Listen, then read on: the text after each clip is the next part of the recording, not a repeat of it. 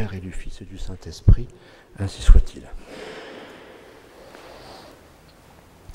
Chers fidèles, en 1842, un vicaire de l'église de la basilique Saint-Similien est désigné pour être le fondateur d'une nouvelle paroisse dans ce quartier où nous sommes. Et c'est l'abbé François Bruno. Il va être le premier curé de la paroisse Saint-Félix.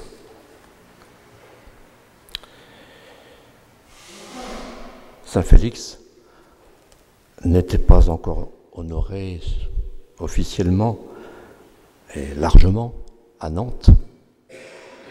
Or, il a été un évêque de Nantes remarquable pendant plus de 30 ans, 33 ans, de 549 à 582.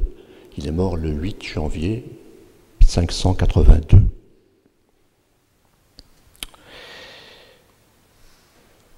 Il est né en l'an 511 à Bourges, d'une famille de la noblesse d'Aquitaine, puisqu'alors Bourges c'était l'Aquitaine.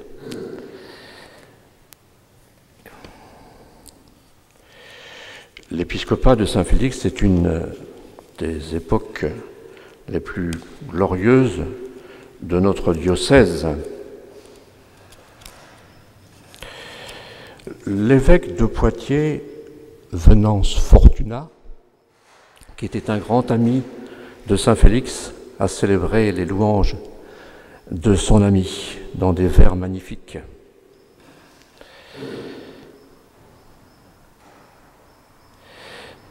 Saint-Félix était on peut dire un fabricant de saints. Les plus fameux, les plus connus sont Saint Martin de Vertou et puis les ermites Friard et Secondel. Nous les trouvons tous les trois dans le sanctoral nantais.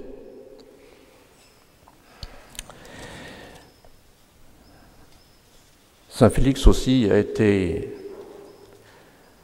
remarquable par la façon, l'habileté qu'il a déployée pour la conversion des populations saxonnes fixées au pays de Guérande. Dans l'église de Bas-sur-Mer, on peut voir un magnifique vitrail qui illustre cette action de l'évêque Félix. On le voit baptisant les Saxons du pays de Guérande dans sa cathédrale.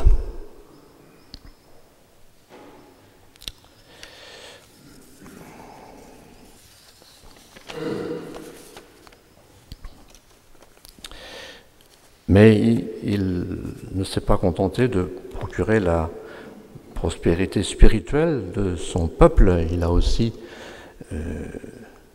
œuvré pour le bien-être matériel. Il a fait détourner le cours de la Loire pour faire passer un bras de la Loire sous les murs de la ville. Et c'est l'origine du nom de canal Saint-Félix. Il est probable d'ailleurs que le roi Clotaire l'avait chargé de l'administration civile de la ville. Mais son action ne s'est pas limitée à l'apostolat au sein du diocèse. Il a aussi pris part au bien de toute l'Église des Gaules. Il a été présent au 3e et au 4e concile de Paris et au second concile de Tours. Mais ce qui le fait briller davantage, c'est l'achèvement de la cathédrale tout juste commencée par son prédécesseur. Cette cathédrale, nous ne la voyons pas parce qu'elle a été encore remplacée par une autre que nous devons au duc de Bretagne, Jean V. Mais elle était magnifique. En voici la description. Et cette description, nous la devons encore à Fortunat, à Venance Fortunat, évêque de Poitiers. Un triple portique donnait entrée, mais celui qui relate, enfin qui résume les vers de Venance Fortuna, c'est le cardinal Richard, issu de Nantes, natif de Bousset, à l'extrémité de la Bretagne. Il se disait breton. Et plus tard archevêque de Paris.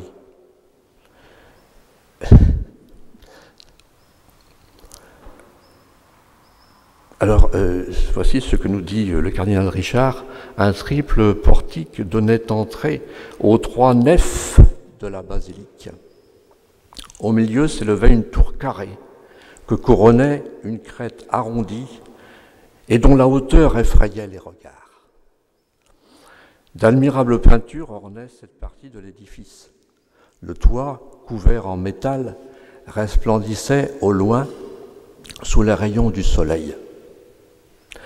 Des lampes nombreuses étaient continuellement allumées à l'intérieur de la basilique et scintillaient comme autant d'étoiles pendant la nuit, aux yeux du voyageur étonné qui passait près de ces murs.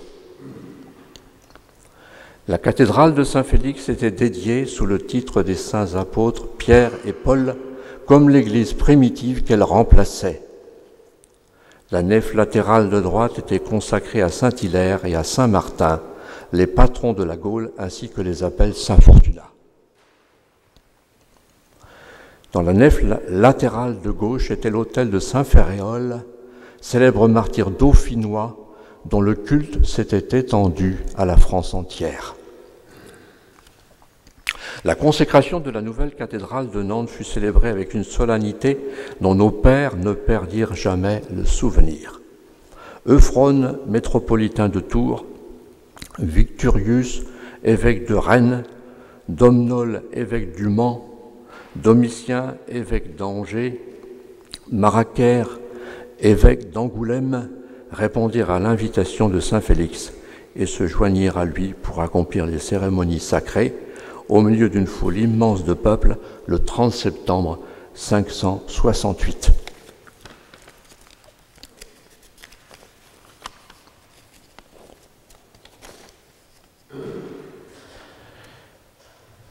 Le cardinal Richard nous dit que Dieu a voulu couronner son œuvre dans l'âme de Saint-Félix et dans son peuple, en lui donnant l'occasion de montrer la résignation dans l'épreuve, dans la maladie. Voici la description que nous donne le cardinal Richard de ces mots. De longues et cruelles douleurs dans les jambes qui se couvrirent de plaies précédèrent la mort du saint, arrivé en 582, le 8 janvier. On célébra longtemps sa fête, ce jour-là même. Mais, ajoute l'auteur, mais depuis 300 ans, elle se fait le 7 juillet, jour où ses reliques retirées du tombeau furent déposées dans une châsse d'argent.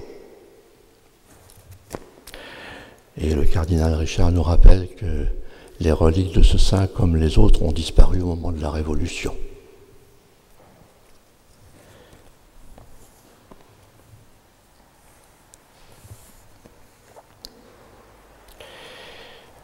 Eh bien, nous allons tirer la leçon de cette vie de Saint Félix et nous prendrons appui sur les réflexions que le cardinal Richard nous livre. Les conduites de Dieu sur ces saints sont admirables.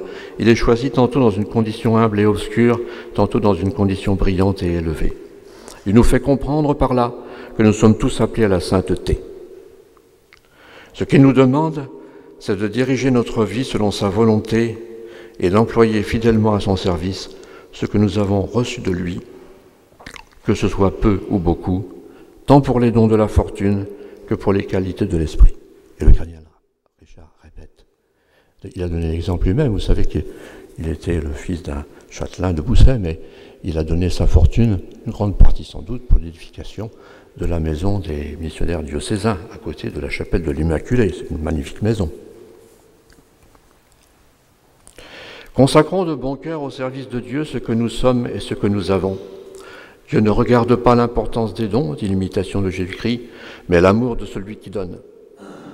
Et celui qui aime beaucoup fait beaucoup, soit parce que la ferveur avec laquelle il agit rend ses moindres actions très agréables à Dieu, soit parce que le mouvement de son cœur lui suggère 1000 industries pour faire le bien.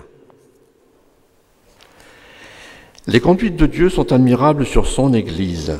Tantôt il l'éprouve et la purifie par la persécution, tantôt il lui accorde des jours de paix et de consolation, comme pour lui donner un avant-goût de son triomphe dans le ciel.